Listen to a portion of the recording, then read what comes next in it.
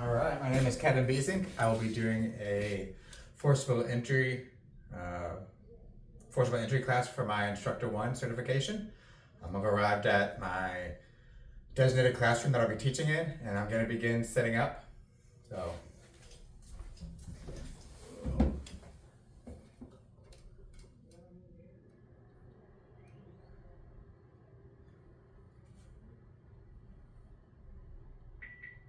we'll be using an overhead projector and PowerPoint to do the presentation. I have a laptop over here set up to the projector to display it.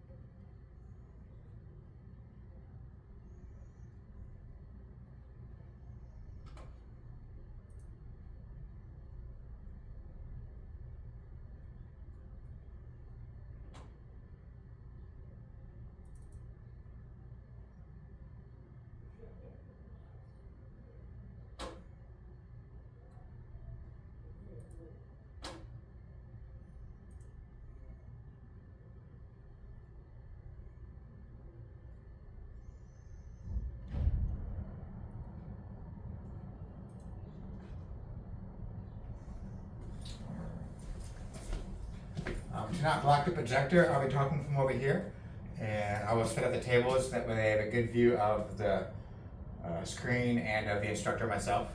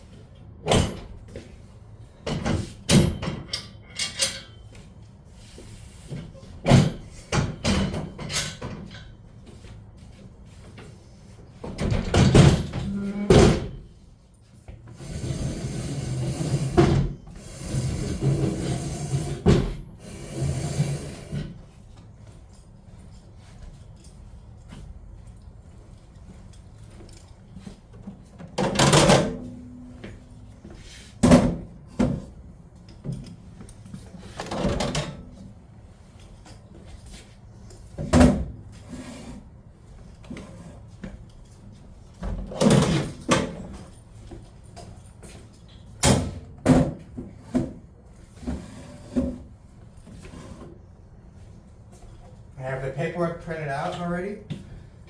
I have the test for our 3 people participating in the class. I will keep it secured in the binder over there. That will be over here by me. That way nobody can look at it and get any answers.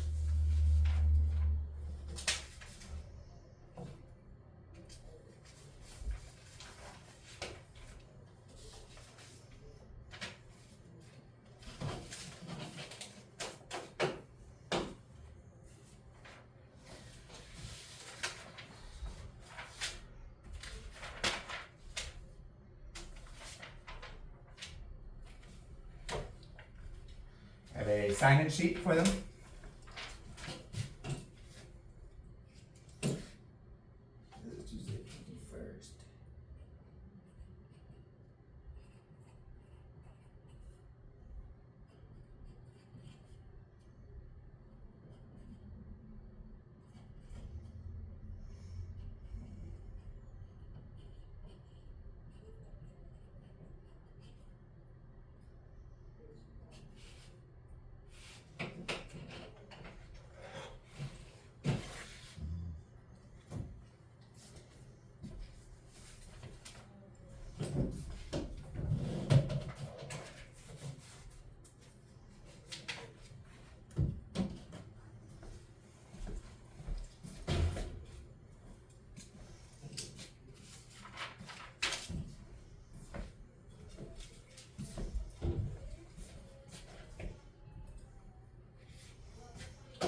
I will eliminate any distractions in the room.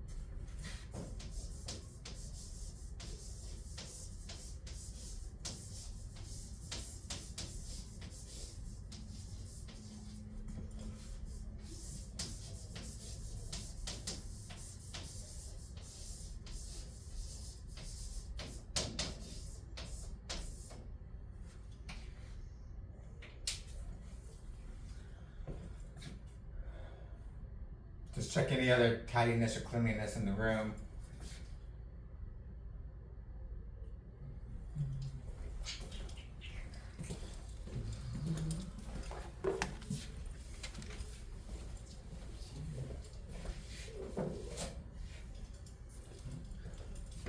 Alright, I will pause the video and go get the students.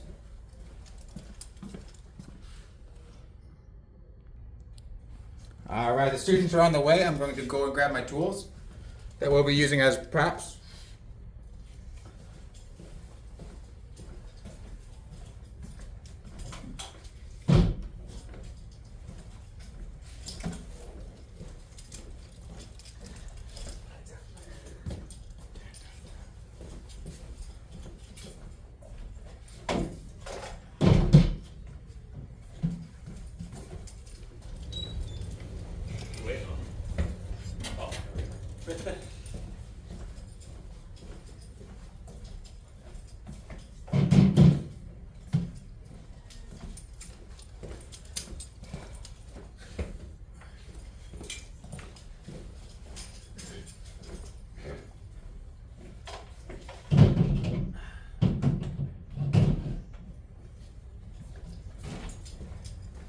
Alright, come on in, class.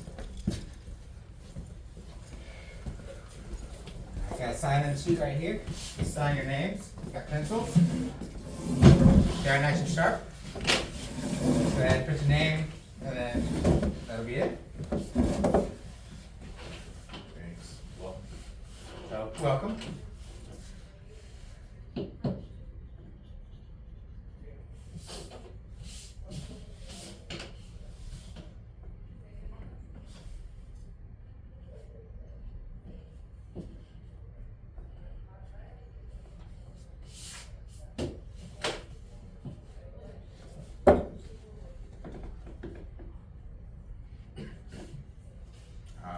Thank you.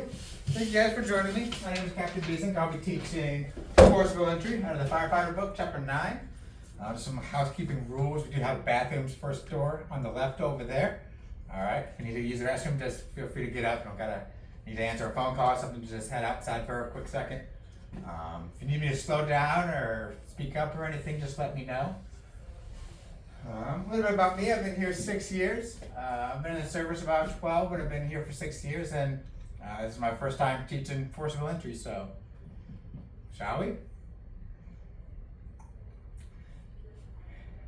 We will be having objectives. So the objectives that we will be going over, we will describe the basic principles of Forcible Entry.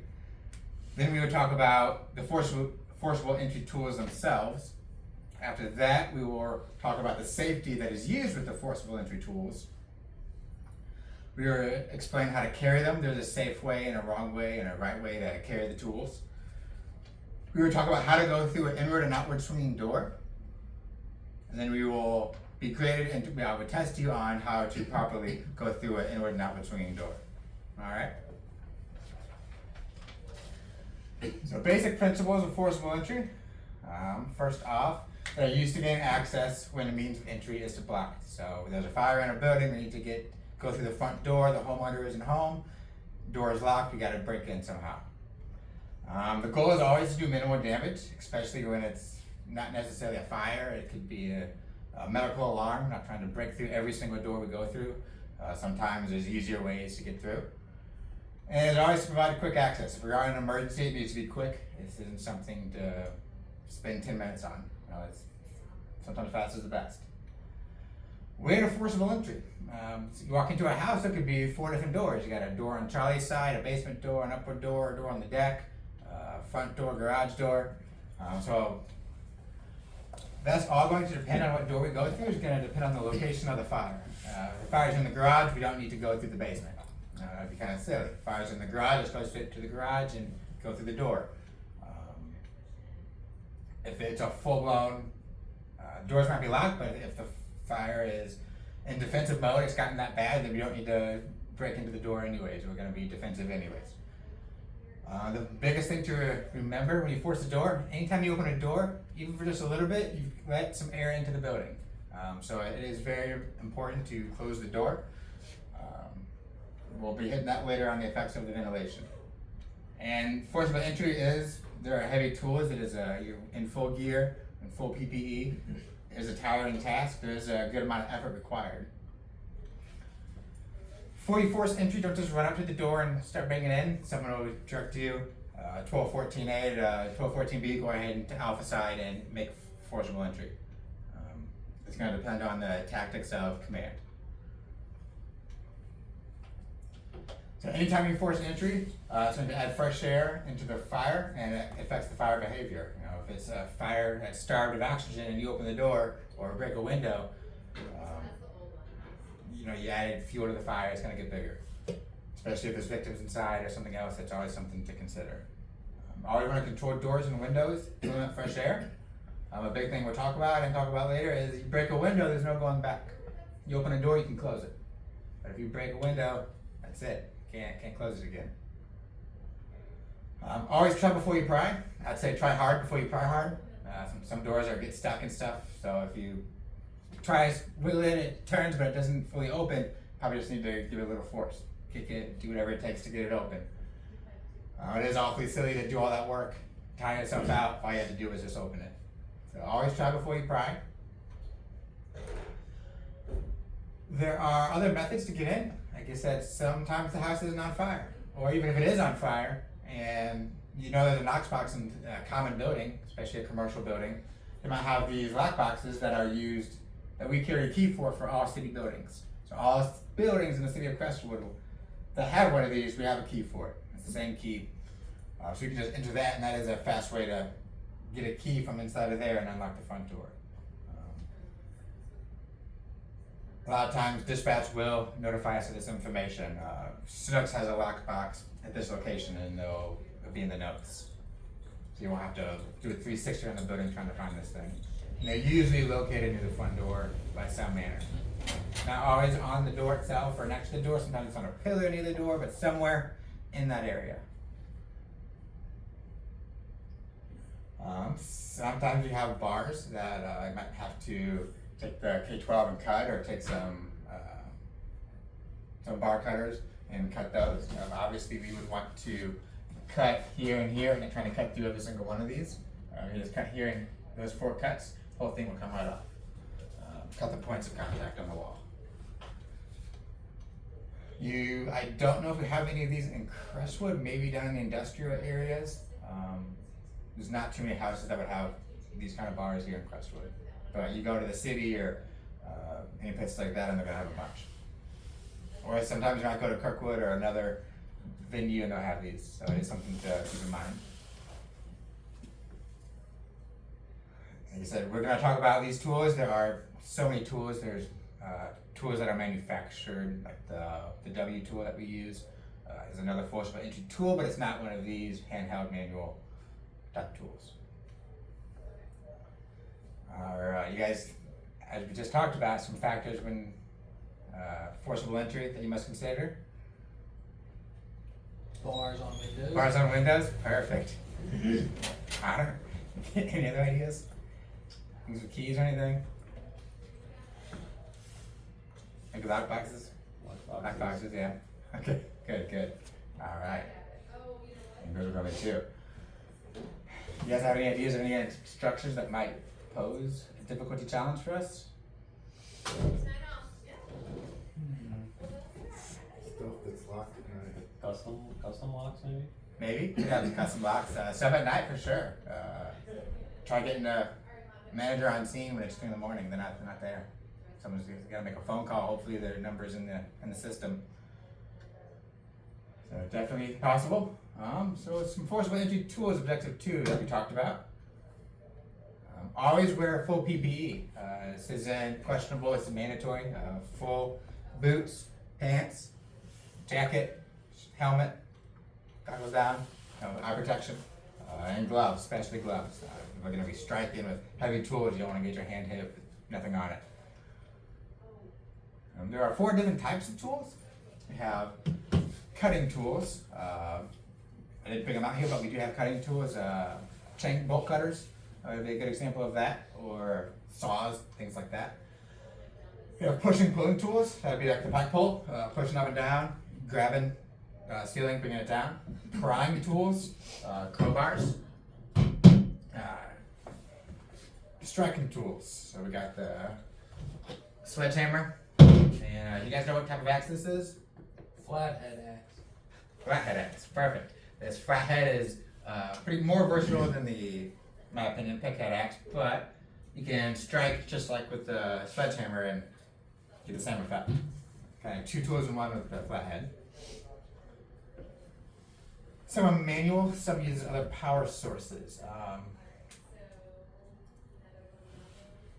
You don't want to use the tool for its purposed use. You don't want to use it for a reason that it's not used for. We wouldn't want to use the axe to take out ceiling. We wouldn't want to use a chainsaw with a wood chain on it to cut metal. We don't want to use the K12 with our briar blades on it because they're not good for wood. They're strictly used for everything else. You do that, you might damage it and anything like that, and start damaging tools. Now we're talking safety, and you want to be safe at all times. So we have two different types of axes. I have a flathead axe here. The pickhead axe, good for stabbing, but flathead axe, good for striking. Do notice he is in full PPE with face shield. We have metal cutting devices.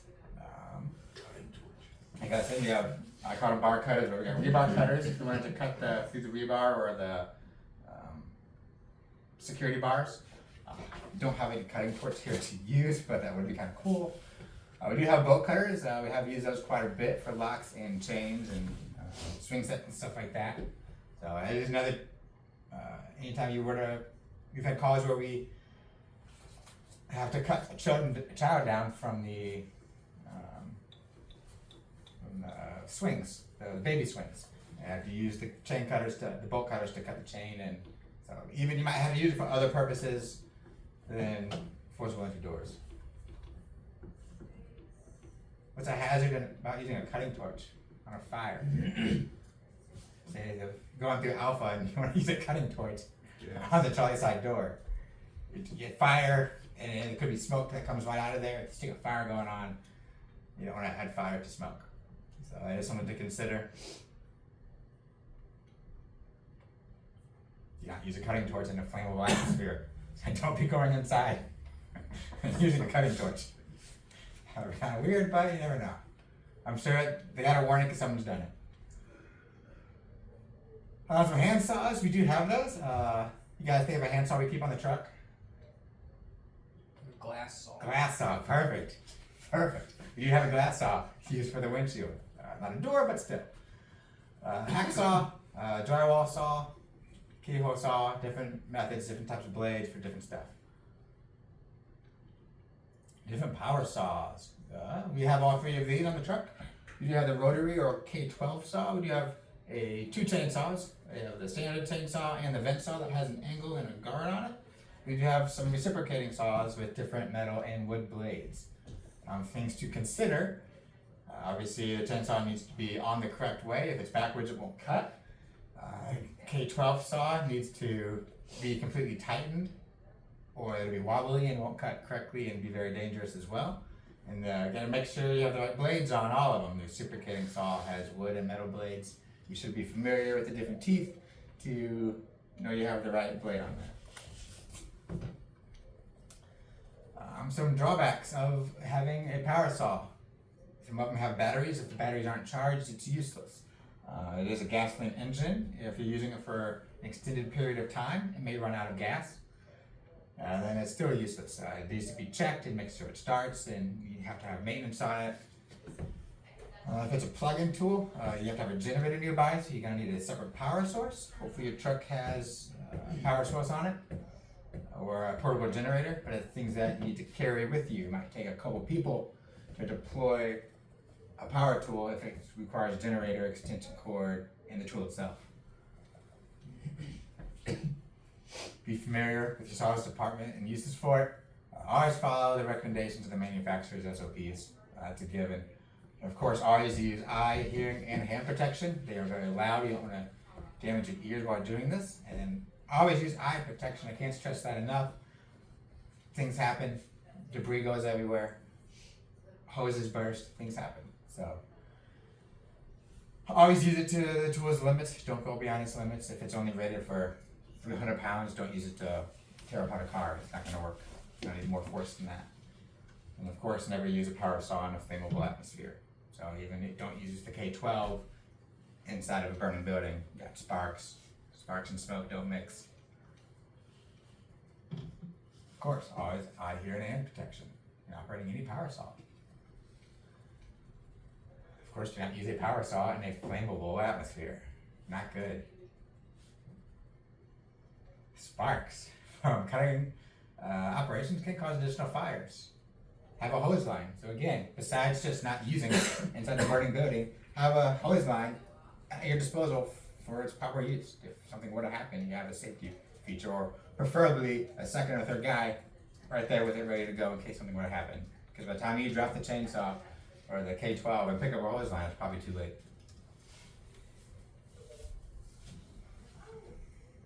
Again, say you have a gas tank, don't use the K12 to cut a hole in it.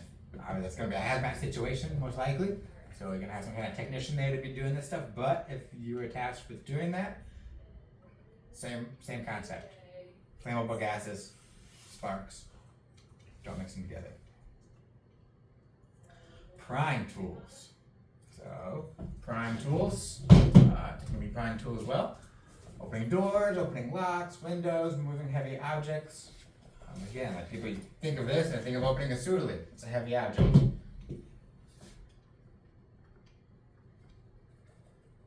So, what is the purpose of these? Why do we use them? Why don't we just take a wedge and bang it in and open the door? Because this provides such a mechanical advantage. Trying to just open it from right there doesn't do very good, but you come down here towards the adze and push out and you have a lot more mechanical advantage. Basically a lever. So you're going to be using the door that acts as a fulcrum, and you're going to be using your manual power, your hands, to come down here towards the bottom and force the door. We have manual prying tools. We got crowbars, Halligan tool, other pry bars, a flat pry bar, regular crowbars, the Kelly tool, which you don't have. Don't got the hex bar either. There's just some different types, many shapes and forms. You have hydraulic prying tools. So like the ram or the W tool that we carry are all technically hydraulic prying tools. Like a manual one and an automatic one.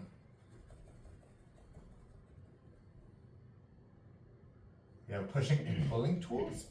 So we got different, all the same concepts. Push it up, pull it down. Push it up, pull it down. So whatever task you have regular pipe pulls, they can be used for whatever you need them to be used for. You can most commonly use for drywall and ceilings. There are official drywall hooks that we don't have, but again, you could use multiple ones for different things. We do have designated uses. Any of you look familiar? The rubbish hook. The rubbish hook. Did you learn something new? It's called a rubbish hook. So yeah, you have that one. These rubbish hooks. And we have The rubber pipe bottom pulls. one's a rubbish hook. That's also a rubbish hook. That's right. So next time we for the rubbish hook. Striking tools. I wish we had. It would be cool. Have a battery gun. We do not carry those. You're gonna have to talk next door and ask the police about those. We do have hammers, flathead axe, sledgehammer, different types of tools. So some of these are, given the size and the structure of them, are gonna create different mechanical advantages and the weight behind them. All right, the irons. You know what I call them? Married irons. It's like together. They are together, just like a married couple. What do you know? We'll talk about these again briefly, but they are called married irons. The flathead axe and the Halligan bar. It is specifically the flathead axe because it is a striking feature. You would not want to use the pickhead axe on here because you wouldn't be able to strike with it. So you'd have to carry the married irons and a flathead axe. That'd be kind of silly. So this way, it is the flathead axe and the standard Halligan. All right. We talk about some safety. Objective 3 on forcible entry.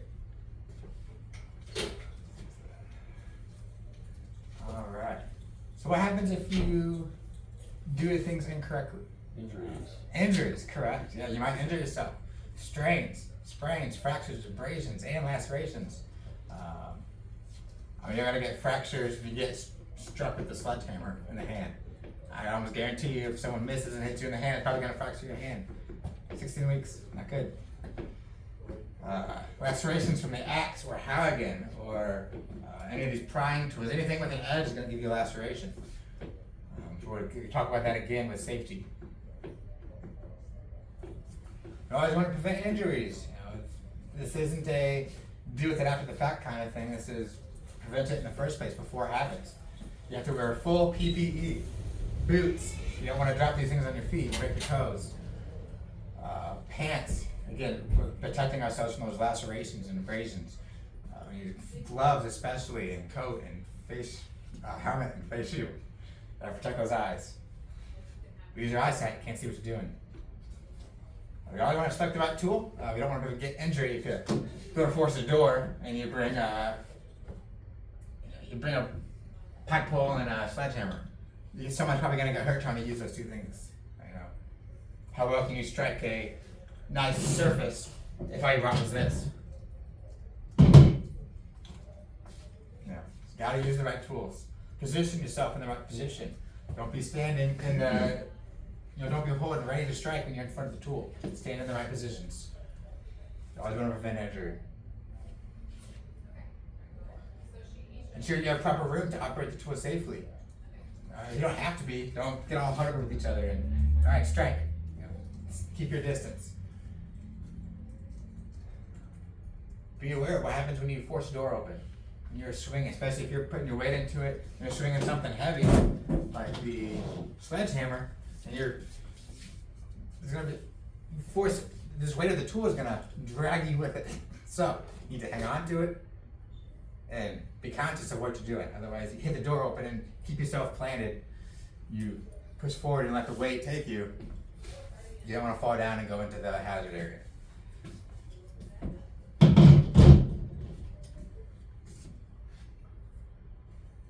Be aware of your environment. Like I said, don't be taking the K-12 into a burning building.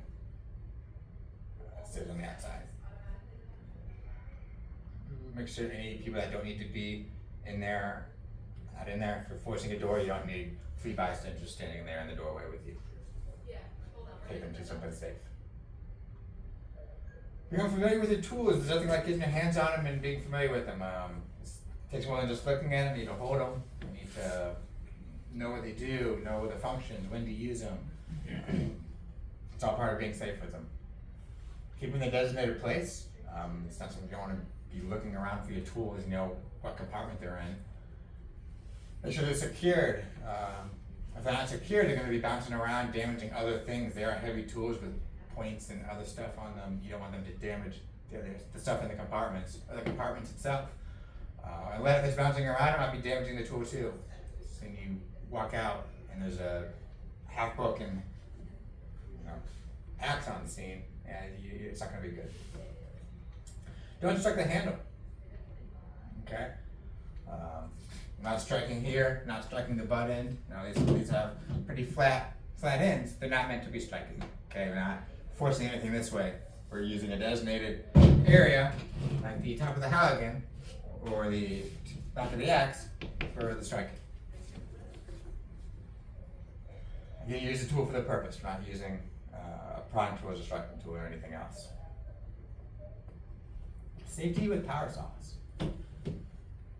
Like I was explaining earlier, you have to match the saw for what it's cutting. Like I said, our K-12 is set up for the prior blade, which is not good for wood. It is used for metal, so we wouldn't take the K-12 to cut through this wood surface here. We'd use the chainsaw, or either chainsaw, or the reciprocating saw with a wood blade. We'd use an axe, back of the axe, something else, but we wouldn't use a metal blade to cut wood. Always go full PPE. You might hear this a few times. It is that important. We do not want to get injured. You do have to fully inspect it before and after the use. So in the morning when you do our safety checks on the equipment, we need to look for any kind of loose parts or making sure things are sharp and correct in the right way. And even after you use it, you need to make sure it didn't come loose from using it, or make sure it has fuel and ready to go.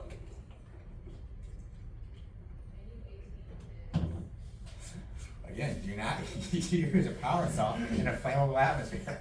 Not good. Maintain situational awareness. This comes down to using common sense a little bit. Sometimes conditions change. You might be okay, and then the fuel and smoke come towards you. You might want to consider dropping the K-12 and using an axe to break through a roof. Already talked about that. Always follow the manufacturer's guidelines. They know best. Keep the chains and blade sharpened. A dull blade is going to make the job harder. It's going to take longer. So use only blades approved for your saw. Some of the saws, when you're holding them at an angle, they're going to want to bend, and the weight of them are coming down on you. You need to be able to hold it straight. Especially if you start going diagonal in your cuts, the blade's going to want to kind of bend. You need to focus on keeping the blade straight and making a straight cut, not trying to make curved cuts here. Always start the saw at full RPM before making the cut. So you don't put it into the cutting spot and then turn the saw on. And then pull the trigger. You pull the trigger, let it get all the way up to full speed, then enter. It's always best to do it that way. Just film in a clean, dry environment. So how can we stay safe while using these? You know any ideas? Wear PPE. Full PPE, correct? Full PPE. Yeah. Anytime we should avoid using a power saw? Flammable. Yeah, flammable atmosphere. You don't want to do that. Catch fire. Alright, so while we are carrying these tools, again, safety first. Safety is always a mindset. There's a proper way to carry these tools. Okay, there's going to be objective number 4. So we have a couple of different tools here. We have a pickaxe. As you can note, he is in full PPE, including face shield. Before I get into that, we will talk about married irons. They are set up like this. You have to take them apart. You can't use them together. As you see, they rest on each other. Axe rests in between the forks. Put the strap on it and push it up towards it spreads out, and then it will tighten on its own. We remove the tools. You can take it. So this is not a pickaxe, but we will into this. As you can see, full PPE, he has it protected, blade into his armpit, holding it securely, and then protecting the pickaxe so it doesn't stab anybody in the eye. This way the blade doesn't accidentally, if he were to stumble, he's not gonna launch it out and hurt somebody or himself. So this is the proper way to carry a pickaxe. If you have a married irons, as you can see, I just untook them, but they are together. They are the adds up. He has the axe again secured towards his body. As you can see, the axe head right there is secured down with the pike not pointing up, but pointing kind of towards the side, a little bit safer that way. And a pike pole, especially a longer one. The longer, the more dangerous. It's further away from you, so you need to be conscious of your surroundings. That is a long pike pole. What might you be concerned about if above you? If that's a really long pike pole and you're carrying it like this, and it's a 12-foot pole. Power line. Power lines. Customer has some low power lines, especially on some of those houses in quadrant 2. I feel like you can almost jump and touch them when you're carrying a 12-foot pike pole around. So there's a safe way to carry it. Besides just worrying about the sharp points on the end, which you want to carry down and away from you. So again, a large pike pole, keep it secure in your armpit. That way it's safe and secure, not going to bounce around and wiggle. But I'm going to watch your angle a little bit. I carry it like this, downward angle, so it's away from people, but also not sticking way up and hitting a power line or something. But again, we're trying to be conscious about where we are with the sharp end. Okay? If you're carrying it behind you, you can't really see behind you. You're not going to walk forward looking behind you with the tip. The tip is always out in front of you, angle down, and just check for overhead obstructions, especially with that long guy. Okay?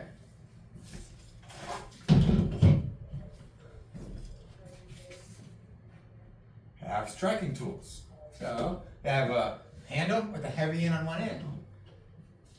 This keeps carry it just like this off to your side. That way you're not carrying it in front of you. You're gonna be kicking it. That's gonna hurt your shins. Even in full PPE, we'll carry it to the side of you. That way you can walk with it. Don't kick it. Don't get hurt. You have power tools. So like a chainsaw. Not gonna. I know the axe we carry in our armpit, like this. Axe can't start up on its own.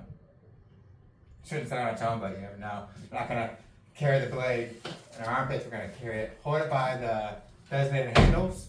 As you can see, he's holding the handle here and the handle in the rear, and he's holding it down so he's not trying to hit people and away from himself.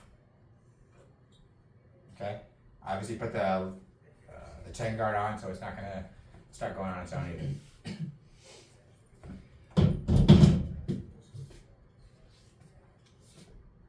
Alright. You guys remember how to carry these tools? Yes. Yes. Alright, Connor, how would you carry an axe? Blade's got to be tucked in right under your arm. Okay. Like this? And hand over. Yep. Yep, over the, if it was a pickaxe, put the hand right over the Yep. pickaxe part. Perfect. Yep. We will be practicing these techniques later today when we force a inward and outward swinging door. Alright? Alright.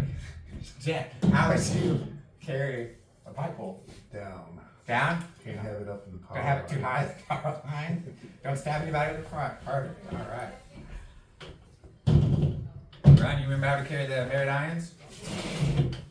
Married together. Married together, yeah. Together. Axe. Yeah, with Axe the here? pointed down.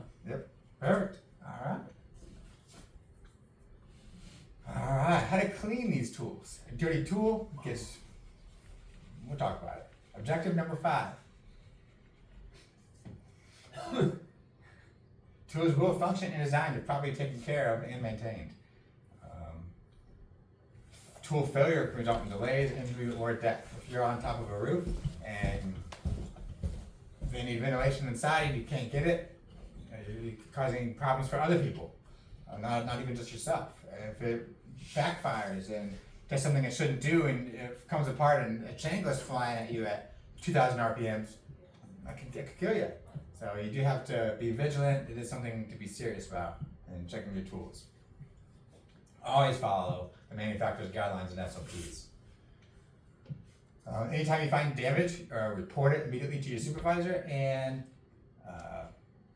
take it out of service. We don't want to be using a damaged, whether it's a damaged handle or top head or a machine. So what can happen? How do these tools malfunction? This one's not carbon fiber, not wood handles. So wood handles can splinter and go to strike with it and it breaks on you. Now you don't have a tool, shards could hit you. This could go, the top half could go flying and damage somebody. So we always have to check to make sure this is tight. Inspect it for cracks or anything. Wash and keep your tools clean. That way debris doesn't get gunked up, hide stuff, or damage it. Especially if there's corrosive chemicals on it.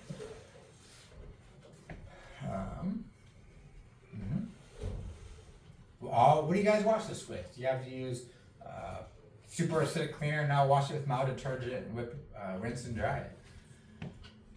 Always use mild detergent almost for everything. Again, check for damage and cracks. Check the tightness of the tool head, make sure it's not loose or wobbly. Check the cutting edges, make sure there's not chips or cracks or spurs in it. Replace the axe head when it's required.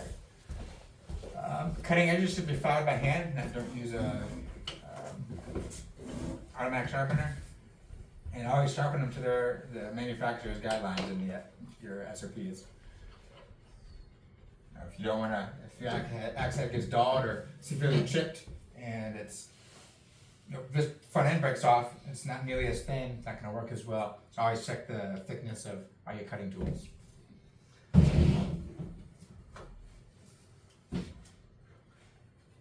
Never apply paint to the cutting surface of axe heads.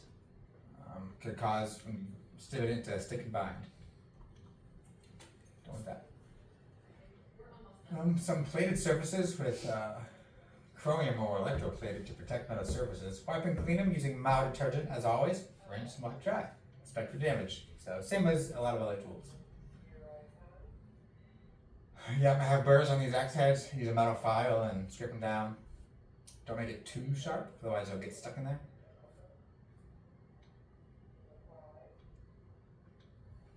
Unprotected metal surface, specifically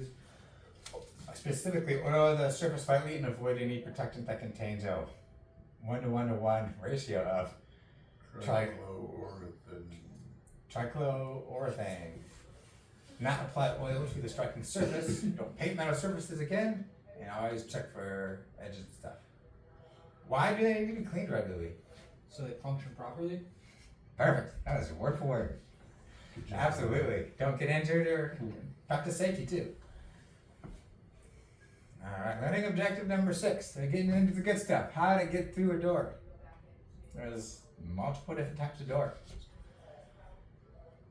So again, we want to consider the damage we do. You go into a medical alarm, you might not need to just bust right through. Might need to consider other options. Might be cheaper options. Things to consider is you can force the lock, remove the hinge pin. That's an easy one. That almost takes no damage. Put it back in when you're done. Or just force the door if you're in a hurry. So, especially on a non-emergency scene, you want to do the minimum amount of damage first before going to the maximum damage scenario. So always try the hinges or the W tool or something simpler before just busting through and breaking stuff, which is determined by the severity of the emergency. Try before you pry, and look for a lockbox if it's a commercial building, or check the CAD notes if many residents have keys or lockboxes themselves, especially elderly. We have an elderly population. Check your CAD notes, make sure there's not information in there. Sometimes I found that you can get in their car and hit the garage door. Perfect idea. That is a good one. Absolutely. Especially a lot of folks leave their cars unlocked. Something to check. Try before you pry. I always think that's out the box. Absolutely right. Again, these are always mounted, usually at a high locations. You're not going to see a lockbox down low. It's going to be high or some up even quite high. You have some buildings here, Guitar Center. I need a step stool. Pretty tall. They are a master key. If you have the master key, don't lose it. Big deal.